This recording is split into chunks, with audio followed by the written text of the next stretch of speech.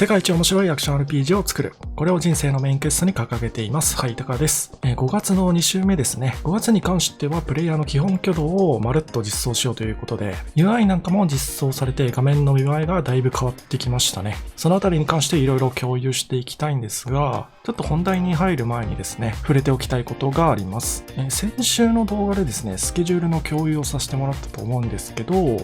土日と水曜日がね、空白になってたと思います。その件に関して、視聴者の皆さんをね、誤解させてしまったりとか、不安にさせてしまって、ちょっと悪かったなと思ってます。最近の作業状況なんですけど、基本的にはね、スケジュールが空欄の日も作業をゴリゴリ進めていってる状態です。土曜日にね、動画を作成して、その時点で作業の進捗間に合ってれば、日曜だけね、休むっていうのが理想ではあるんですけど、そこもね、ちょっとお恥ずかしながら、ここ数週間はね、作業が間に合ってないことも多いので、日曜も作業に当ててることが多いです。で、三つなぎさんとの契約に関してなんですけど、これは週3日休みのね、月火木金のみの契約であるっていうことは事実です。なんですが、これもね、ちょっとお恥ずかしいというか、不甲斐ないことなんですが、現状、三つなぎさんの行為、これは 100% 三つなぎさんの行為なんですけど、休日もね、時間があるときは作業に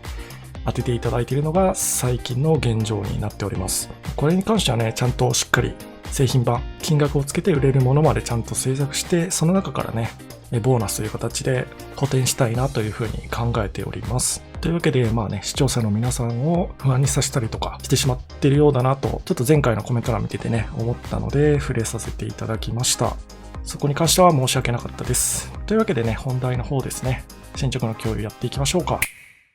ではまず通常攻撃の方ですね。前回お話ししたアクションルートシステム。方向入力でいろいろ分岐できますよという風になってまして、基本的にはボタン連打するだけで、こんな感じでシステム側で用意したコンボルートを走るようになってるんですが、ここからさらにね、左スティックをマニュアルで操作して、上、右、左のね、3方向から選択して方向を入力することによって、もうちょっと火力を伸ばせますよという感じになってます。左スティックはニュートラルのままでね、ボタンを連打するだけでも、2段目まではコンボつながるようになってるので、3段目だけね、方向入力を入れてあげると3段コンボできるようになってます。この時は2段目終了時のね、キャラクターの体の向きとかを見て、そっちの方向から攻撃してあげるとつながるようになっているという仕組みですね。またさらにですね、刀に関しては、上段攻撃をね、強くしようと考えているので、初段で上方向の攻撃を当てた場合は、さらにもう一段火力が伸びるようになってます。上、左、右、左という感じで入力してあげると4段コンボになりますね。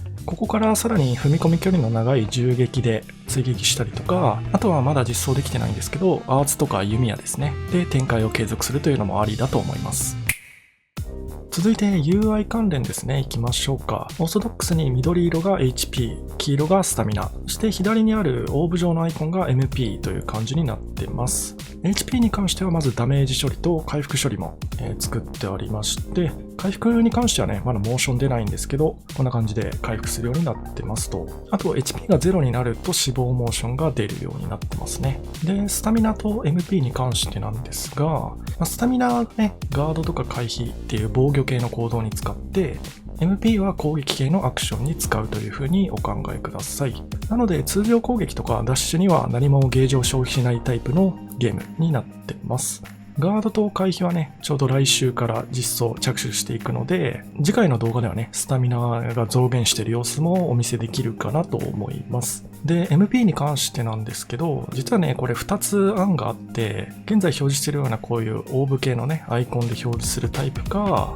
普通にね、MP もメモリ付きのゲージで表示しちゃおうという方針も考えていました。個人的にはね、後者の方がいいんじゃないかなと思っているので、ちょっとそっちの方でね、検討を進めてます。イメージ的には、あれですね、スト6のドライブゲージみたいなのを目指そうと思ってます。あれ、すんごいわかりやすいんですよね。ゲージが6つのブロックに分かれていて、で、消費するときはね、必ずブロック単位で消費するんですよね。一応パリーがね 0.5 ブロックっていうちょっと中途半端なやつもあるんですけど、これの何がいいかってゲージの残量でね、あとどの行動を何回できるかっていうのがもうすぐ把握できるところなんですよね。他にもいろんなゲームの MP ゲージに当たるシステムですね。このゲームのシステムめっちゃいいから参考にしてみてっていうのがもしあればぜひコメント欄で教えてください。実際にアーツとかね MP の実装を進めるのは再来週からになりますので、そちらの方もね続報をお待ちください。続いてはダメージの仕組みというかダメージモーションに関してなんですが、今作からですね、小ダメージモーションに関しては、攻撃の方向属性によって出るモーションが変わるようにしてみました。旧知罰ではね、全部同じダメージモーションだったんで、ちょっとね、コピペ感がすごいというか、戦闘自体がね、一方的な展開になりやすかったことも含めて、ちょっとやられてる時のね、絵面がひどかった。これに関してはレビューでもね、たくさん指摘をいただいてました。そこにね、小ダメージのバリエーションで変化を持たせようというのと、あと、中ダメージと大ダメージモーションに関しては、ノックバック距離を大幅に増やしました。コンボの最終段に当たる攻撃なんかは、基本的に中ダメージ以上のノックバックが再生されるので、システム側からね、戦闘の仕切り直しをある程度補助していくという流れになってます。こちらもね、旧知罰で散々指摘いただいた件ですよね。戦闘があまりにも一方的すぎる。コンボの最終弾の後にね、一応切り返せるタイミングはあるんですが、もう自力でパリしなさいっていう、あまりにもストイックすぎる作りになってた旧知罰なんですが、今回のね、新生知罰では、ある程度ね、システム側からそういうところもコントロールしていきたいなと考えてます。もちろんね、中ダメージ、大ダメージのノックバックに対して、距離を詰めるようなね、アクションで、もちろんコンボは継続しないんですけども、有利展開自体を継続させることは可能なので、そういった超絶うまいね、攻め攻めのプレイングをしたい方は、ぜひ挑戦してみてください。